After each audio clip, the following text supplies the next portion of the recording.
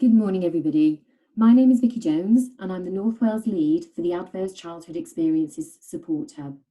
My apologies that I can't be there at the meeting in person this morning, but I was due to co-present with Nina Ruddle and Joe Hopkins on becoming a trauma and ACE informed North Wales. This presentation accompanies a full report, the purpose of which is twofold. Firstly, it's to brief 2025 Programme Management Group members on our collaboration with Wales Glyndŵr University, who has agreed to be the first pilot in the UK to become a trauma and ACE trace informed university, working with us as the ACE support hub for Wales. And two, crucially, to seek your support for building on this approach to work with 2025 to realise a model for trauma-informed communities. But firstly, let us introduce ourselves. So the ACE Support Hub is funded by Welsh Government and hosted by Public Health Wales to support organisations and communities in making changes that make Wales a leader in preventing, mitigating and tackling adverse childhood experiences. We also, though, recognise the wider impact of adversity and the root causes of this in seeking ways to transform systems into ones that provide safety and support for those affected, as well as ensuring that everyone has access to the protective factors we know support resilience. For example, positive relationships, connections, and so on. And I'll come back to that through the presentation. We know that this links very closely with the mission of 2025, and there is clearly a lot already going on in this space in which we would really like to get involved and to help shape. So what does trauma and ACE informed mean? Well, that really is the question. So trauma informed practice organisationally is really a recognition that trauma experiences are a possibility for anyone and gives consideration to this through its policies, through its procedures and through its approaches. Staff wellbeing is absolutely at the heart of this. And it's about the activities that prioritise physical and emotional safety and promote opportunities for well-being, healing and recovery, with everyone having a role. A trace-informed person understands that people are shaped by their life experiences. They can recognise the signs and behaviours of trauma and are able to respond with kindness and compassion. We should all consider what's happened rather than what's wrong, and reframe the questions and the way in which we engage with people around this. Now, we recognise that the terminology needs work. People don't identify with it. It's often recognised as something that belongs to specialist services, and we need to make it more accessible because it's something that can belong to everybody. We need to help people to identify this, to take ownership, and we need to engage with people about its simplicity. It's largely about kindness and compassion, which is something we can all do. Now, we also know that building community resilience is a significant focus across North Wales. This, coupled with the mission of 2025, it's felt that the trace-informed approach at the university could develop into a wider project to explore how we can move towards a trace-informed community in North Wales. We believe that there's huge growth potential. Glyndŵr do not operate in a silo. They are a very connected university, and we want to harness and adapt this approach on a larger scale. Now, there's no blueprint for this work, but there is potential for World Health Organization status and interest, which presents a wholly exciting opportunity. Okay, so what is the problem then that we're seeking to address? Well, to put that into the methodology of systems leadership, what we do know is that there's a very strong Welsh and international evidence base for the impact of ACEs. Experiencing ACEs in childhood, for example, direct ACEs such as verbal, physical or sexual abuse, or environmental ones such as domestic violence, parental drug or alcohol use, parental mental health issues and so on, increases individuals' risks of developing health-harming behaviours. We know that for every 100 adults in Wales, 47 have suffered at least one ACE during their childhood and 14 4 or more. So although we don't advocate as an ACE hub counting ACEs, We know that one ACE can be as significant as 4, dependent on the resilience and protective factors in place. What the research tells us is that those with 4 or more ACEs are 4 times, for example, more likely to be a high-risk drinker. They're 11 times more likely to have smoked cannabis, 15 times more likely to have committed violence, and 20 times more likely to have been incarcerated. We know that adversity can lead to trauma where protective factors are not in place.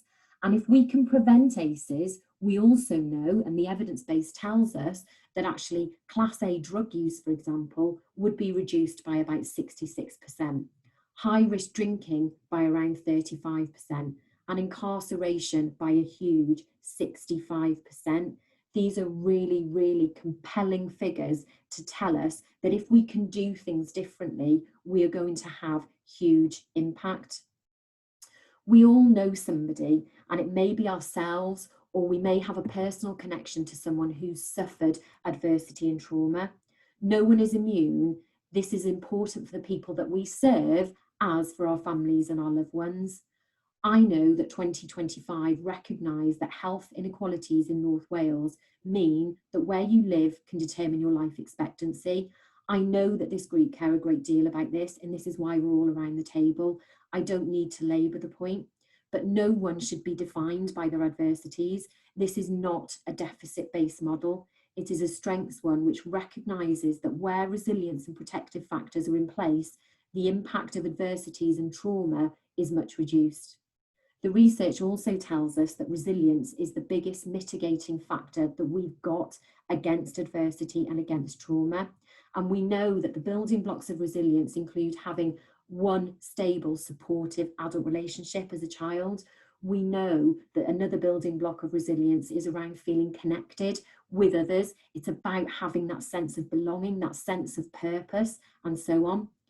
And we also know that we all have the ability to support the creation and development of resilience and protective factors where we live, where we work, and where we socialise.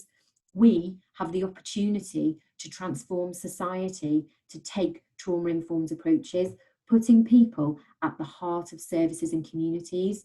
We have the opportunity to design different relationships to help people feel safe and connected, and therefore to realise their full potential. We can all be that one supportive adult relationship, and we cannot underestimate the impact of this. People respond incredibly well when they feel safe, empowered, trusted, and connected. We can all do something, and this is at the heart of a trace-informed community approach. So this is our ambition. To start with the end in mind, the purpose or vision for the project is, firstly, in the short to medium term, is to create in partnership the first trace-informed university in Wales that supports our students and staff to thrive, and using this project then as a catalyst or a platform to develop a wider ambition. So in the medium to longer term, we want to enable communities to be trace-informed and support all members of society to thrive across North Wales. As a partner in 2025 and other regional and local projects, this is an opportunity to set out a whole systems approach working with the ethos and network of 2025. Let's upscale this approach to a community one, and let's be ambitious and look at how we could build a trace-informed North Wales. This approach has never been more important given the current COVID-19 global pandemic. In, for example, higher education, levels of ACEs, trauma and vulnerability amongst prospective students and higher education workforce have been amplified in a number of ways. Educational establishments are closed, meaning that opportunities to build and maintain resilience factors are limited, especially where home is the source of adversity and trauma. Added to this, exams have been cancelled, grading is clearly causing much angst, creating much uncertainty about individuals' future and chosen career pathways. As a result, any transitions into higher education will be much more difficult, with a strong likelihood of increased social anxiety, isolation, poor mental well-being, poor mental health, and other issues that were previously being managed. Higher education institutions are places where young people often flourish, but also where they may need additional support in their transition to adulthood, or in more mature students in managing and juggling their responsibilities. We know that Glyndŵr are working incredibly hard to combat these hardships and challenges already, and we are joining with them to enhance this and scale up across their systems. This slide sets out the model for the vision of becoming a TRACE university. Together, we will work to test and embed a whole systems approach across higher education that supports students and staff to thrive. There are many connected work streams that we've identified, 2025 being one of them, but this fits really, really neatly with the civic mission, with the systems leadership work. And also the plans for the North Wales Public Service Lab. And on the right of the slide, the connected work streams in the orange represents all of those areas in which we can connect with. There is already a lot of good work going on. In terms of the inputs and resources that we've got, we really want to identify the 2025 movement of one of those. We also want to set up a steering group. We've got a lot of tools which we've designed in order to support this to happen, such as the organisational readiness, the TRACE self-assessment and toolkit, and lots of training packages and the skills and knowledge framework in order to support this to happen. There is already within Glyndŵr an active learning framework which is promoting this, and we know that we can bring a great communications input to it also. So again, alongside those connected work streams are many inputs and resources that we can use and harness within this space to achieve this vision. In terms of the outputs, well, we want the whole workforce trained in ACE and trauma-informed approaches. We want to create a community of practice and learning. We want to have trauma and ACE-informed policies and procedures, and we want this to be a trauma and ACE-informed environment. This should act as a blueprint and provide guidance for other universities and a model for higher education and wider. Right from the start, we're considering evaluation, and hopefully we're wanting this to be the catalyst or the platform for TRACE-informed community-wide work. The expected outcomes are summarised here, but they are huge. We want to ensure that students reach their full potential. We want to improve student, staff and wellbeing. We want to ensure that we can intervene earlier. We want this to be leadership and trauma-informed culture. We want to attract and retain students and staff, and we want to produce an inclusive, confident environment that's full of trust. This in turn should increase attainment. And we know that there are also some barriers and external influences that we need to be mindful of in terms of the changes in political landscape, the global pandemic, which I've already described, the deepening inequalities that we see, and resourcing and commitment. We know that those barriers are there for us to overcome, but the cross-cutting themes throughout this are for us to be looking at collaboration, engagement and involvement. And the blue arrows at each side of this model denote each of the thematic areas in which we want to work to make this happen, through service design and delivery, through that leadership and organisational culture, and so on. So what does this look like? What can we do on a university level? We know what we can do, but the challenge is how we upscale this.